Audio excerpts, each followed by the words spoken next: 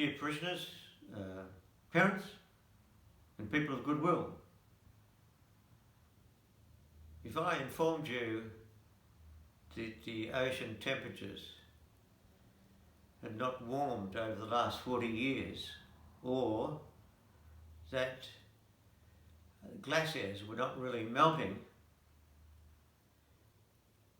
and if I informed you that the coronavirus was just a concoction by the newspaper bosses to try and sell more newspapers, that it's really a hoax, the coronavirus, then you'd say to me, I'm either mad or I'm stupid. One or the other, or both. But I could say, look, I haven't seen glaciers melt, or I haven't actually seen a person personally with the coronavirus, therefore I refuse to believe. Consequently, I think this sits well with our second Sunday of Easter, the Gospel, Doubting Thomas. This is what it was about regarding Doubting Thomas. It was the evening of the first day of the week. The doors were closed in the room where the disciples were for fear of the Jews, and Jesus stood among them and said, "Peace be with you," and showed them his hands and his side. The disciples were filled with joy when they saw the Lord, and he said to them again, "Peace be with you."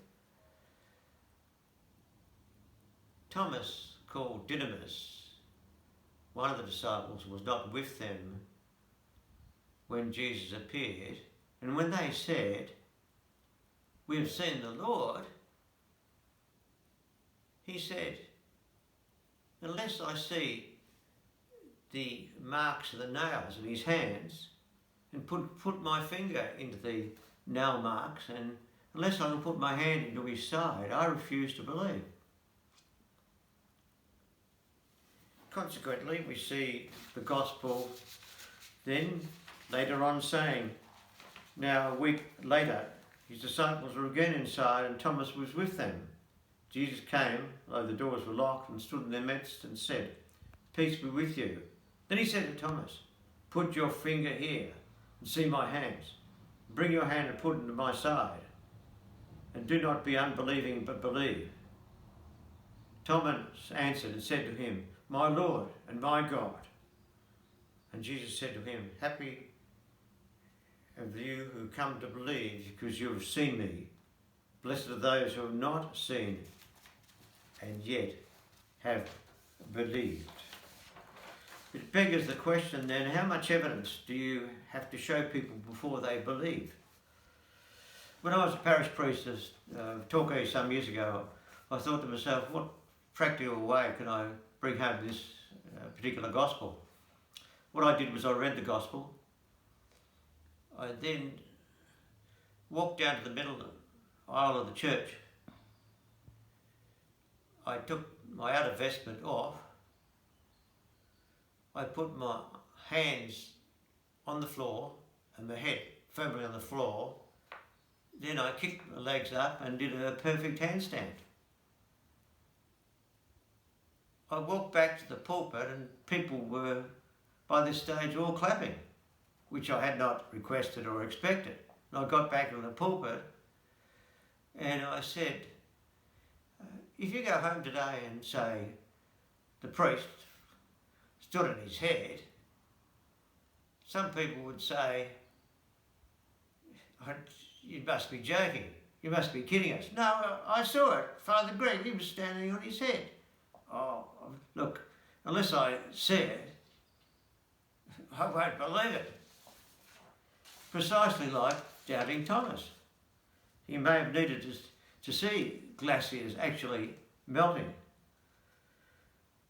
Nevertheless, no matter who we are, we have to be careful that we do not lead ourselves into becoming a Doubting Thomas during our lifetime. And with respect to those who may be drifting consciously or unconsciously in their faith, or finding themselves entombed by the concerns or worries of this world, especially their own family life, I would suggest 4 things. All four will help us nourish our faith rather than stay or become a drifter and potentially a doubting Thomas. Firstly, love. If one is generally trying to love, then we become more open to God, who through Jesus his Son is the greatest lover. He gave us the best example. Secondly, faith is fed by picking up the scriptures. Ideally, you have a modern version of the scriptures giving you a good translation, like this one, the New Revised Standard Version, Catholic edition there.